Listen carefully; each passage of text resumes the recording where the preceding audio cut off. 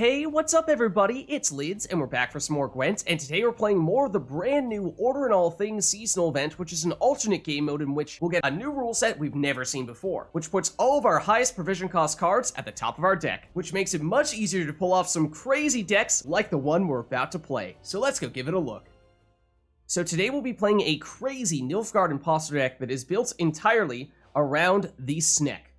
The way that this card works is that at the end of the round, it will go into our opponent's graveyard and start banishing cards. Once it has banished everything that is not a Snek, that card will come out onto our side of the board and give us 7 points in a form of carryover.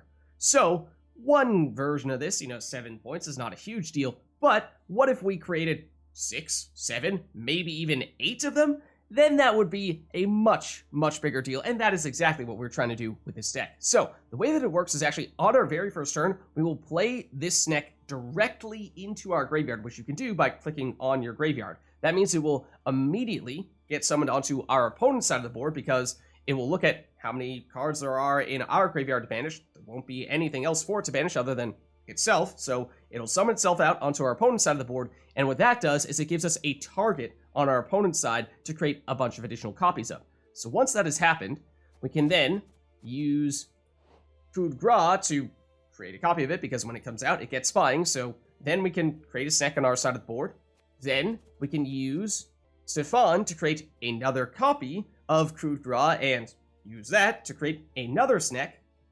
Then once we've done that, we no longer need the spying status on the Snek, so actually what we'd like to do is purify said Snek by playing Van Moorlehem Cupbearer in the range row and just target the Snek that you've been going after. And so once you've done that, that will most importantly remove the doomed status from the Snek, because when it comes out, not only does it gain spying, which is useful for us to set up the Coup de Grace, but doomed means that it cannot go back into someone else's graveyard. It's just going to get banished at the end of the round. And if we purify it to remove that doomed and then lock the Snek, instead of going into our graveyard at the end of the round, which would normally be what would happen from a Snek, because it's locked, instead it does what any card would usually do when it gets destroyed or the round ends, go into our opponent's graveyard, and functionally just means one more Snek for us. So basically, you purify the Snek, and then that allows you, once you've done that, to use your leader ability, Imposter, to lock the Snek on your opponent's side of the board, which, as it just said, means it'll go into your opponent's graveyard, which functions just like all the other Sneks, and also put a Snek on our side of the board. So that is fantastic. Then we can, of course, use Damien to use our leader ability again and lock the same Snek a second time. And obviously the lock doesn't matter in that case, but you're still creating another copy of the Snek on your side of the board. And then from there on out, we still have additional ways to create subsequent Sneks. Using Letho, he can transform into one of them, of course, though in his case, he's actually going to be a 5 power version, not a 7 power version, because his base power doesn't change, but it's not a huge deal.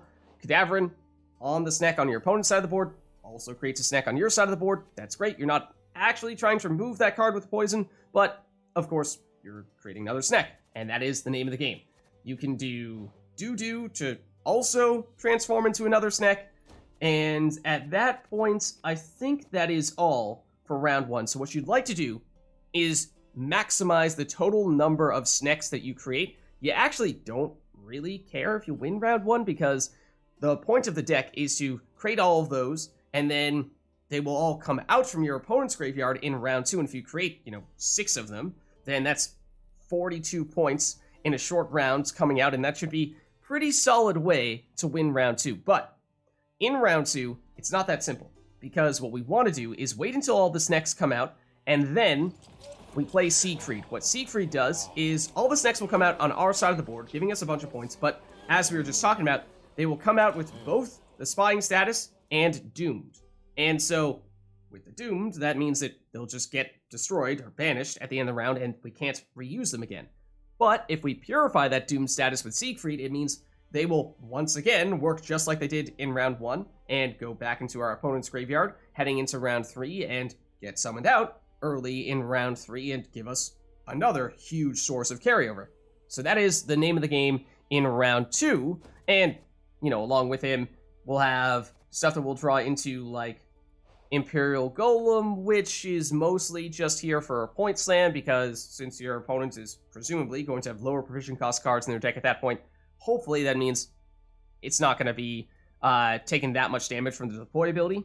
And then other than that, it's Fergus just for statuses, and some lock from both Auckes and from Dorregaray, which when combined with Vanhemar can destroy the card that you lock. So if they happen to have a high base power card they're trying to, say, you know, bleed you out with, go for a tempo pass or something like that, then that's a way to shut it down.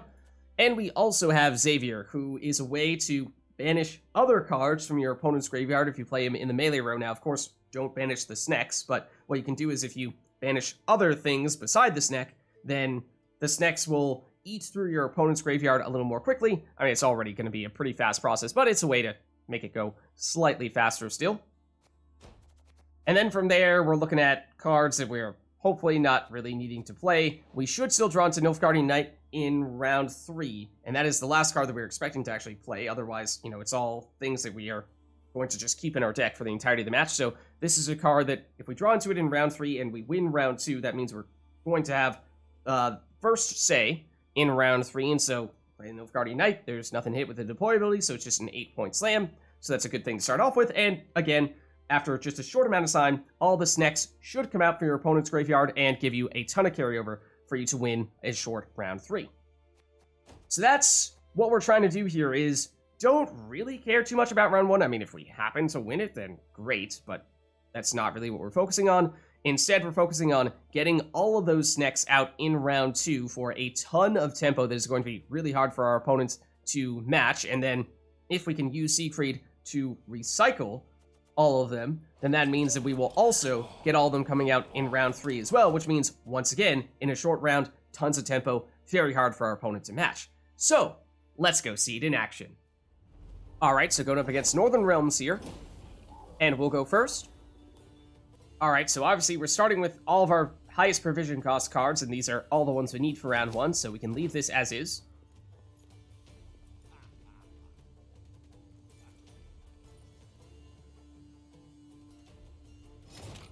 And our first turn play is actually to play the snack directly into our graveyard, which, because there are no other cards in our graveyard, means it will immediately come out on our opponent's side of the board, which gives us a great target to set up subsequent snacks. Now, it's annoying that they played a defender there, because we want to target this so that we can use things like Dudu and Coup de Grace to create additional copies of this.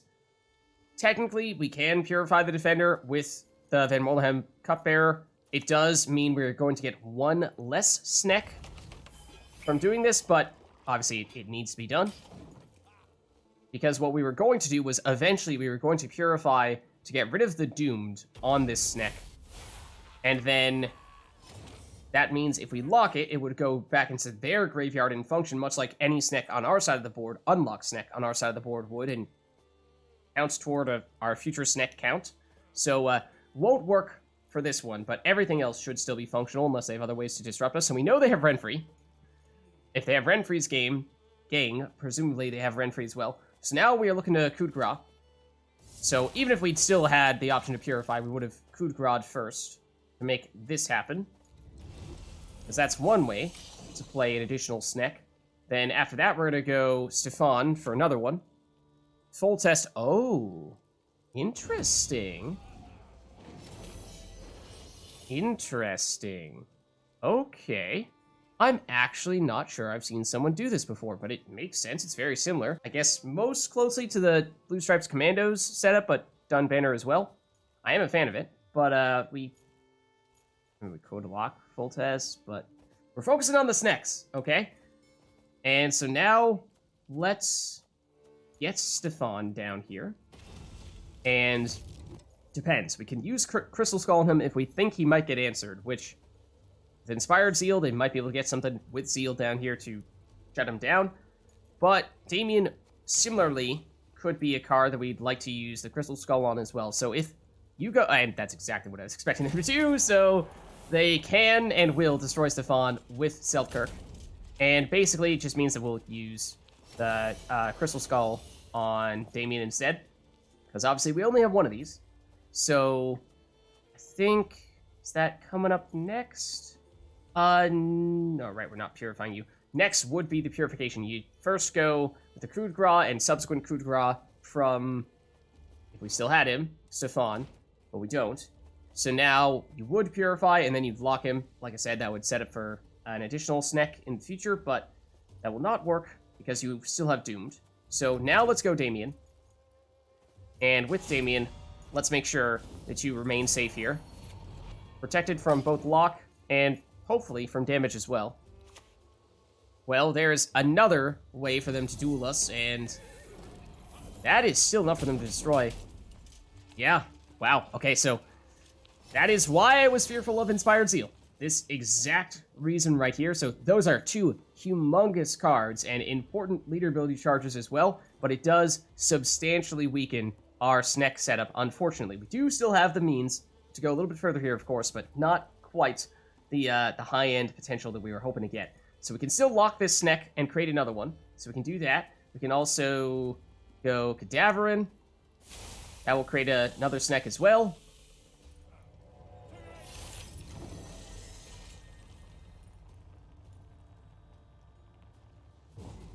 They'll pass here, and that is actually a pretty big mistake, because that means they're handing us the round 1 win.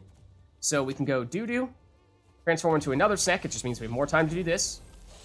And we can go Letho into another Sneck as well. Yes, they're getting a little bit more points here. They're creating more of these Renfreeze gangs in their deck, which presumably their plan is they're going to use something like Oniro to play one of them and then spawn the rest of them out. But unlike the Blue Stripes Commandos or Dun Banners, they can't use Pavetta to get them from their graveyard back into their deck and use that same combo a second time.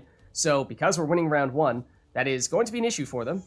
So now we can go and Letho and transform into another Sneck. He's going to be 5 base power, because he does not change base power when he transforms. That is enough for us to catch them here. And we've made 1, 2, 3, 4, 5 Snecks, which is, again, not as many as we would like, so we could have had about 7. But I suppose we'll settle. So now we could use Fergus to put spying on one of our opponent's units, and then Coup de Grace along with that to create a copy of one of those cards. Or we could say, thanks but no thanks, and just get rid of Coup de Grace and use Fergus as a point slam. I think we can go Golem turn 1, then whatever they play, it's Fergus, then it's Coup on that, then it'll be Siegfried, and then it'll be Shupe stay off, probably looking for resilience. That is likely the plan here. So the hope with Imperial Golem is that since they had all their high provision cost cards in their starting hand, they likely don't have many high base power cards remaining, and this is Northern Realms, so chances are pretty decent that they don't have anything huge in their deck, but we're about to see. Yeah, so 8-point slam, not bad. So now what we're doing is they have all the Snecks in their graveyard. Every turn, those will banish everything other than a Sneck. And once they've gotten rid of... Yeah, see, Pavetta doesn't work for most of the stuff that you just did. And also, we were going to banish your entire graveyard anyway. So yeah, basically, once everything has been banished that is not a Sneck, they start to come out, and we wait until all of them are out, then we purify them, because that will get rid of the Doomed status, which means we can play them again, or, well, they'll go back into our opponent's graveyard at the end of this round, and we can do the same thing in round 3. So let's use Fergus to turn Pavetta into a spy, which means we can Coup Pavetta on our next turn, and, you know, it's mostly just a means for Coup to create a copy of something. Rafford's Vengeance. That would be probably a better card for us to have created a spy on, but of course we couldn't really do that yet. That is their last leader ability charge, and the Ballista gives them some damage, which is actually a little scary, because we do not want them to be able to destroy any of our Snecks. But I'm hoping that they will be distracted and opt not to do that. So now that we do have all of them out, we can and should... Oh, well, actually, first we should Coup de Grace if we're trying to, you know, do this while they have spying. So let's do that. And we obviously do not have any Northern Realms cards in our... You can? I thought it was Northern Realms only. Huh. Well, okay, I suppose in that case, it does work. In multiple rounds, if they'd like it to. Thing is, they have this big combo, which they can use in this round, but they've already used Pavetta. If they wanted to replay all of their Renfreeze gangs, this is going to be huge, but they needed to save this for round 3. I mean, they might still have more in their... They probably do still have more in their deck, but is that going to be enough for them to win that round? Not sure. And we can now play Siegfried, and we are going to do this so we can purify our Snecks. So now these will go back into their graveyard at the end of this round, and they'll come back out in round 3. Okay, and, well, there's a Blue Stripes Commando. That is another type of card that, as I was just saying, would normally be what you'd be looking for to create all those copies of. So we could just pass here and say, all right, well, we're never going to catch them here. Something to be said for that, or you go Shupe Stay Off and you see if you can find something interesting, like random row effects for 3 turns. No, they have a lot of units, so that 13 damage is fairly likely to hit them, but I'm still not sure that's enough to turn the tide here enough. Could go for resilience. That would usually be what you'd be looking for, but again, that is still not a huge difference maker here. So I think we pass, because even that would not be enough to force them to play additional card. So we might as well just save Shupe for round 3 in that case. Alright, so I'm curious to see how this plays out in round 3.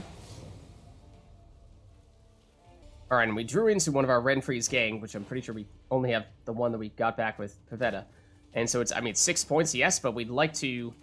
Well, Vanhemar plus Auckes is a way to destroy a unit, which is nice, but probably like to find something else. Here's another source of lock. They will go first in this round, so that is probably something that we're okay with doing, is focusing on the lock. So normally, we'd be okay with this setup, with even us being several cards down, because we know these Snecks are going to come out and give us a bunch of carryover value. The problem is, I mean, they have a lot more cards than us, so not sure if this is going to be sufficient enough. We'll see. So, Immortals, if they are planning to use this, then not anymore. And that is not a bad card to destroy with Vanhemar, and we could lock whatever they play next with Dorregaray and then have the choice of going for either of them. But yeah, I mean, if you want to boost that thing, and first of all, I guess we still probably do opt to lock you as well. And then we'll destroy Immortals. Okay, Squire. Give them some boosts on whatever they play next. Could likely turn into an engine, but here come the Snecks. Might not be all of them on this turn, but we'll get the others on or the end of their next turn. So now let's use Vanhemar to destroy that Immortals. And then we'll finish with Shupe Stay Off, and we'll have to see what the best use of it will be. Okay, it's Anna Strenger, which is going to give them a lot of boosts, yes. Do they have enough time to benefit from that when these are all the Snecks? So this is all of our point slammage.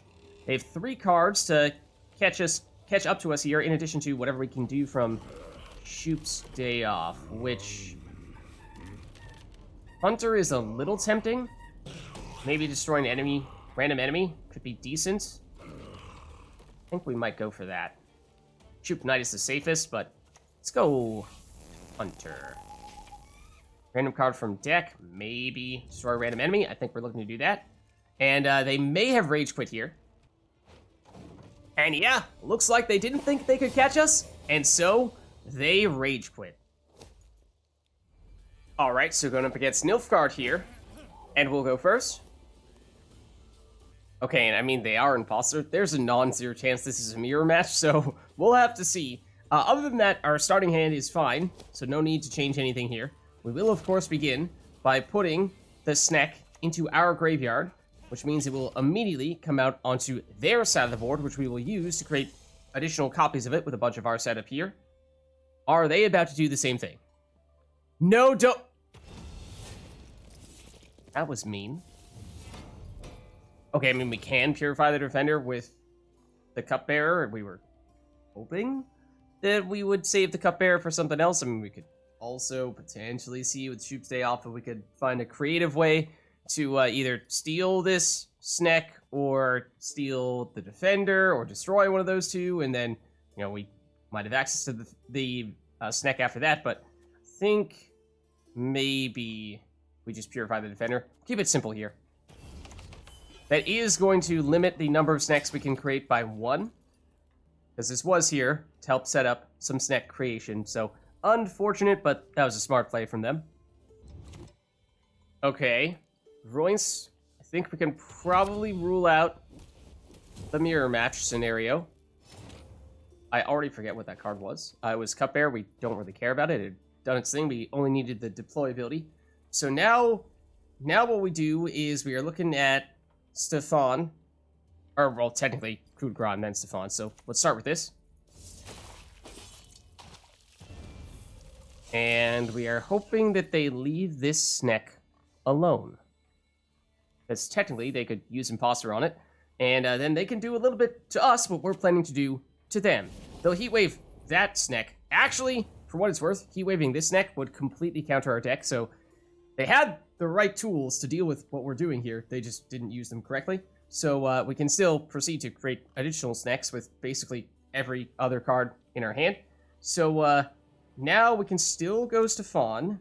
And obviously he is a prime imposter target. They have used battle preparation, so they would at least get something out of him. So we could use Crystal Skull. On the other hand, I think we need to use...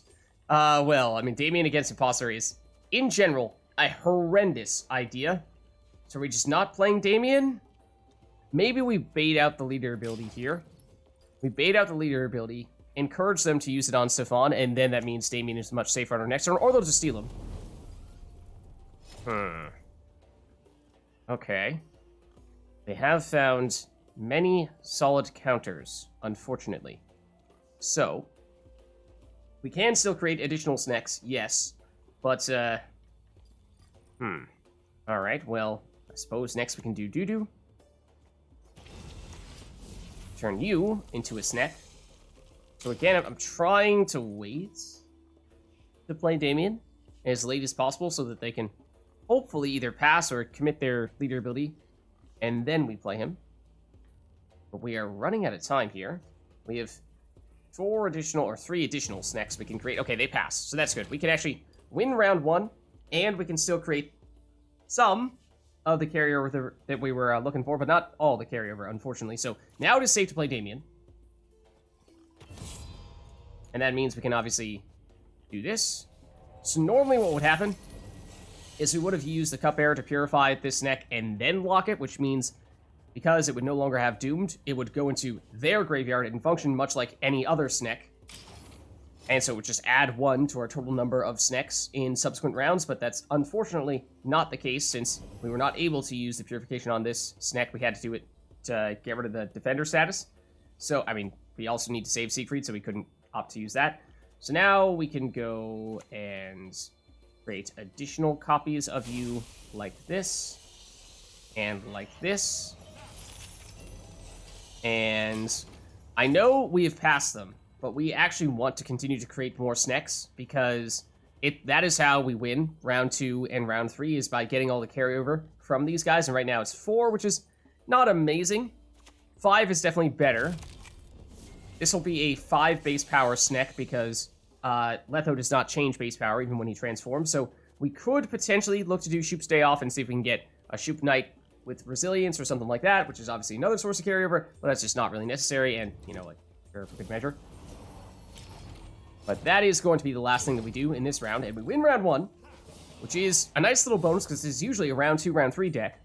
So what that means is that all the ones that we created now go into their graveyard, and so we have, what, we said 5, 1, 2, 3, 4, 5. They're going to start to banish their other cards, of which they have 1, 2, 3, 4, 5, 6. So it's going to be a couple of turns before we start to see them come out. But we can, for this round, block and then destroy something, and then we can use, once the snacks do emerge, Siegfried to purify all of them, and that will make it so that they would normally have Doomed, but we remove the Doom so we can get the carryover from them again in a subsequent round. We would like to make sure that we play Shupe's Day Off after that if we are going for the Resilience. And, well, Coup is going to be unlikely to work here. So that, we might have wanted to mulligan that, but alas. It's kind of difficult to make this work here on our first turn, at least, when we have no target for the lock. We have nothing to do with Vanhemar yet. We definitely need to save Siegfried. And we can't pass in round 2 because we need to wait for these snacks to come out, and then we need to purify them. Otherwise, they'll get doomed, and then we won't be able to recycle them again. So let us throw away Coup, I think. Because I don't think we're going to have much in the way of setup for that. It's a way to just stall for a turn and wait for them to get a unit on the board, and then we have something to lock, then we have something to destroy with Vanhemar, and then, yeah, it also means it's much harder for them to do things as well. So now, there's just Roints remaining, and other than that, it's the snacks, so that means on their next turn, they will start to come out. So let us lock you.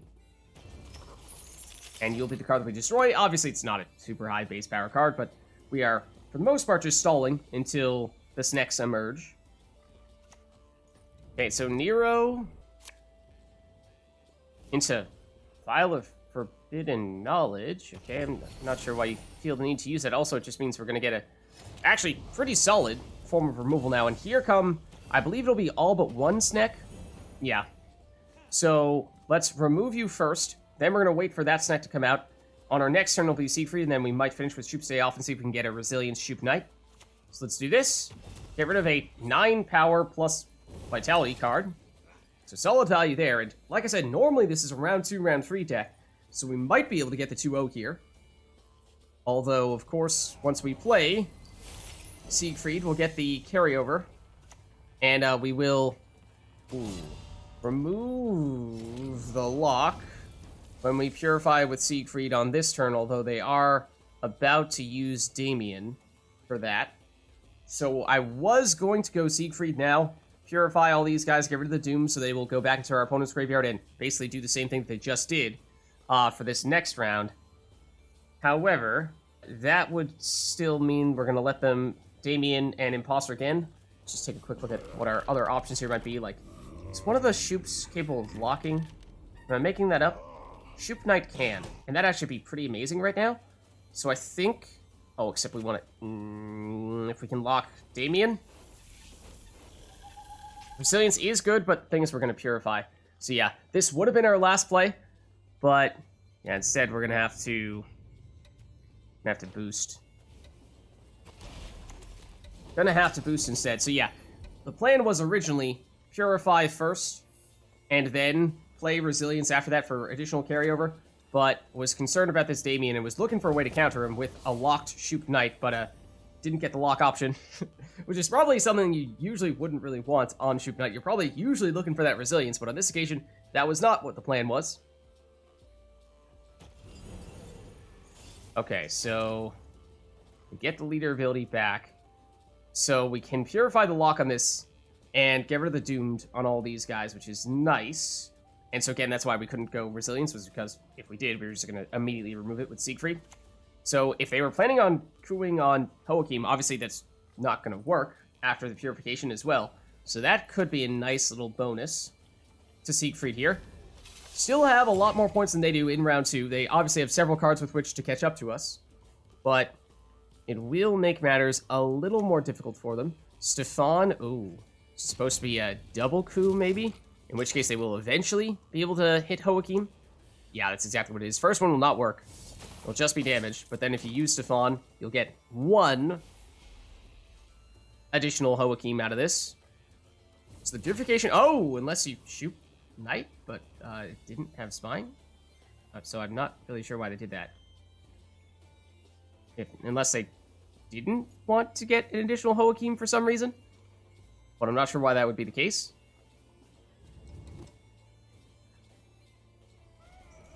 Okay, here comes the leader ability, and we're expecting them to, yeah, use it on another one of the snacks, which actually means this will backfire on us. This one will go into our graveyard, and will come out on their side. So, well, they still need to catch us. They have a couple cards with which to do it. And another Stefan? Wait, what? How? Okay, so this is where they're getting another coup. Into another Hoakim, so they should have enough points here. We will have 4 snacks carrying over. They'll actually have 3. So that is a little scary. But our graveyard, I think, might be, well, will also come down to how many units are there in the graveyard. It might potentially mess with things here, so They'll win round 2, just barely. And Xavier is perfect in this situation because we can use him to banish other units from our opponent's graveyard, which means that way we can make sure that the Snecks have time to banish through, because remember, they need to banish every other card in the graveyard before they can come out, and there's a lot of cards in the graveyard, so it's going to take some time to make that happen. So we'll probably lead with him. Fergus for point slam, not bad. Same with Imperial Golem, but it's mostly coming down to the Snecks here. Top card should be Nilfgaardian Knight, for what it's worth, but not necessarily sure we want that here. I mean, it's 6 points in all likelihood, which is probably still worse than, I mean, Xavier is also 6, but not as meaningful. Or, well, rather, the Nilfgaardian Knight is not as meaningful because this is important to help set up the Snecks. So yeah, let's get rid of you, and that means that now, at the end of their next turn, I think at least one of them will come out, and for our graveyard, they might just barely get one. It's gonna be close. They're running out of good cards here. Here's Sneck number 1. Then at this point, it should be 100% Sneck. So yeah, at the end of their next turn, it's gonna be all these guys coming out for us. So now, I mean, we can Fergus, which I think we'll do, and we'll finish with the Imperial Golem.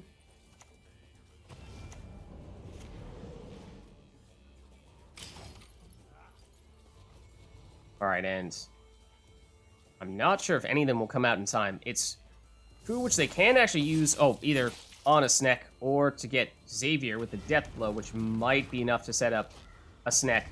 But here come all the other ones. So, although it may appear tempting to pass here, we should at least double check. See, there are 2 Snecks in here, so they're going to banish 2 of our cards in our graveyard, and that means that they will not have time to come out, so we should be safe and, you know, we'll point slam just because we can. And there we go.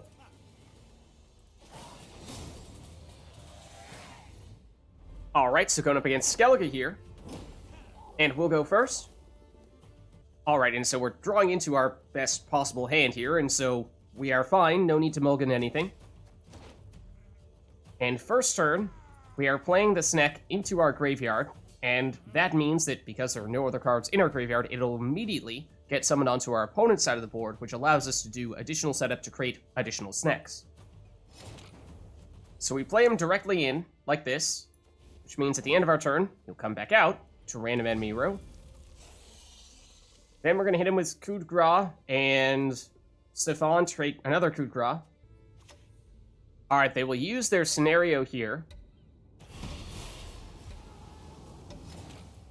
And that could make it a little difficult to do some of our setup. Not all of it, but some of our setup, because if, when we create more Snecks on our side of the board, they can destroy them, then it will backfire on us. So that's the risk we're going to be running here. But now let's go Coup de Grace, hit that one, and create one on our side. Then it's going to be Stefan, and with Stefan, put him in the range row, obviously, put tactical advantage on him to boost him up and hopefully make it harder for them to take him out. Now, the fact that they have set up this Sneck for more damage is concerning, of course. I mean, we could technically purify it with the Cupbearer. We'd like to do that to create additional Snecks, because this is necessary for some of our other setup. But we will see, yeah, because the damage deck like this, that is a little scary, and they technically can just destroy it altogether like that. Alright, well, the first Sneck goes down, but now let us go Stefan here. And with Stefan, he will receive a status that will force him to, well, he will cause Cataclysm if he gets destroyed, so let's use our stratagem to get him up to a 10 to make him a little bit harder for them to destroy. They will immediately get the Sneck out on their side, which, I mean, technically, we don't need to set up our stuff. Obviously gives them more points in round 1. We actually don't really care about round 1. We're doing all of our setup for a bigger round 2 and round 3. But it more importantly means one less Sneck for us in round 2 and round 3. Alright, it's Deranged Corsair for a little more damage, and that will also set up the Drakkar.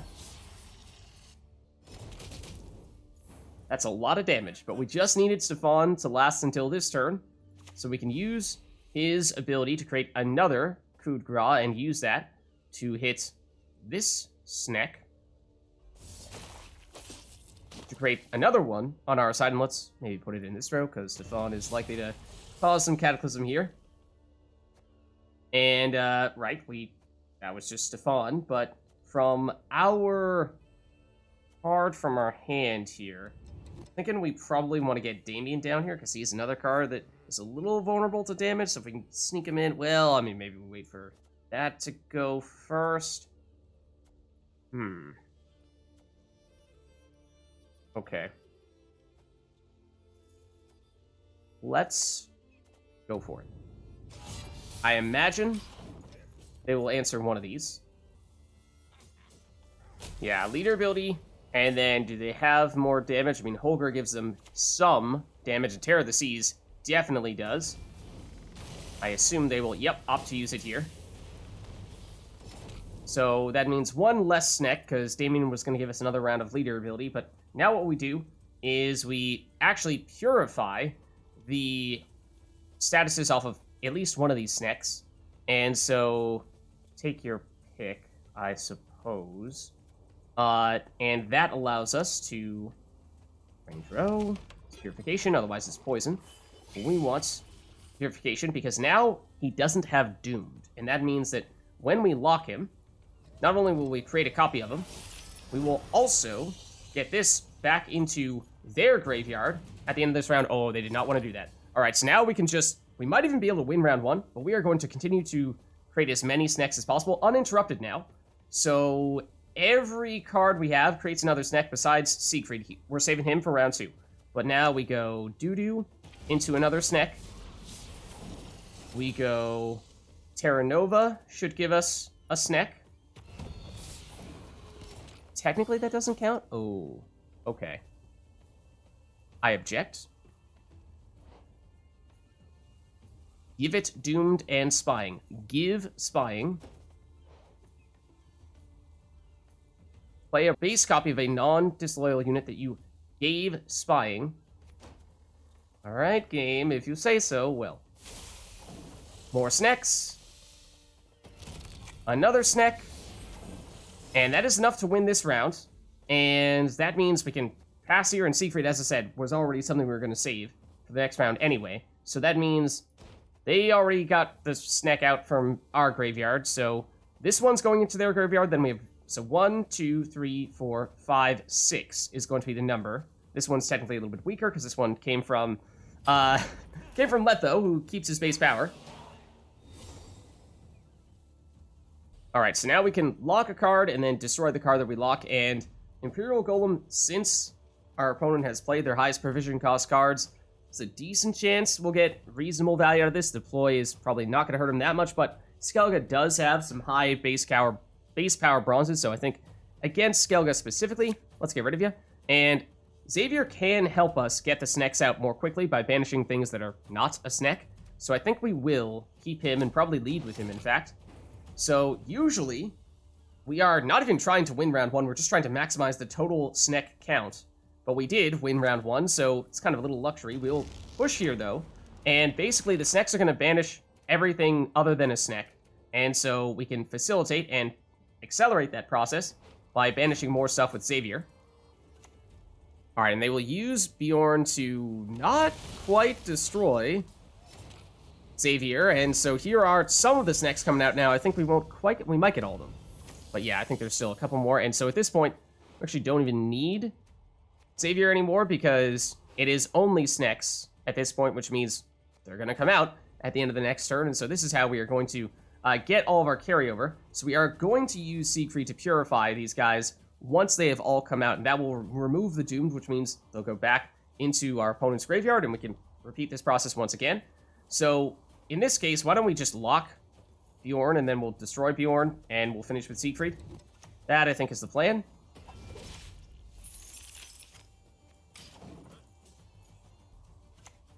Okay, and Croc, I mean, yes, is damaged. That's actually a little bit dangerous, for what it's worth.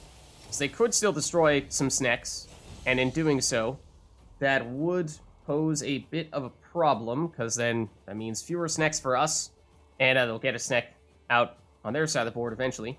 So now let's use Vanhemar to just destroy Bjorn. Obviously, if we had the cards to spare, now I guess we might as well banish Bjorn. If we had the cards to spare in our hand, then it'd be nice to have, you know, waited and locked Croc and then destroyed Croc instead, because he would have been a higher priority, I think. But, I mean, either way, both those guys were going to deal damage to us. So, next turn, obviously, we'll use Siegfried, Purify the Doomed on all of our Snecks. That means they'll go back into our opponent's graveyard at the end of the round, and we can repeat the same process in round 3. And maybe this is enough to win round 2. Maybe it isn't. We'll see. But either way, it means we have a ton of carryover going into round 3. And because we have some weaker cards here, those are going to be the things that get damaged by Croc. So it's going to be Vanhemar next, and then after that, unfortunately, this Sneck is next on the list. Unless we deliberately play Siegfried over here, where he might get damaged from the Cataclysm. I think we would like to do that, in fact. Purify everyone. And that is obviously the last card we play in round 2, because we're out of cards here. So the question is, you know, can they pass us? We don't mind too much if they do, because we won round 1. But it's mostly about the carryover at this point, going into round 3. Right, Etibald will set up some damage. I'm curious who they put this on. Siegfried is the wrong answer. Yeah, they do not. They should be trying to destroy as many Snecks as possible, because then the Snecks backfire on us. It's going to be Sucrus plus Ernachad? Well, maybe. But we obviously are not going to play any more units here. So, Longship, I mean, will damage. Again, it's going to be Siegfried here, so they should have set up the damage on a Sneck instead. Oh, they're going for Auckes. Wrong answer. Oh, Nero. And Swallow, I mean, will boost them. Yes. Still not enough yet for them to catch us, and that means they will not have very many cards in round 3. Not to mention they don't have anything in their graveyard with Freya's Blessing. Is this even enough for them to win round 2? I'm not sure that it is. We will hold on for the 2-0 win. No carryover necessary. So there's a look at a Nilfgaard Sneck deck for the new Order in All Things seasonal event. If you liked the video, then make sure to hit the like and subscribe button and leave a comment down below to let me know which other cards, archetypes, and factions you'd like us to experiment with next. Heads up that I'm still out of town, so I will not be able to respond for a little while, but thank you all for watching, and I'll catch you next time.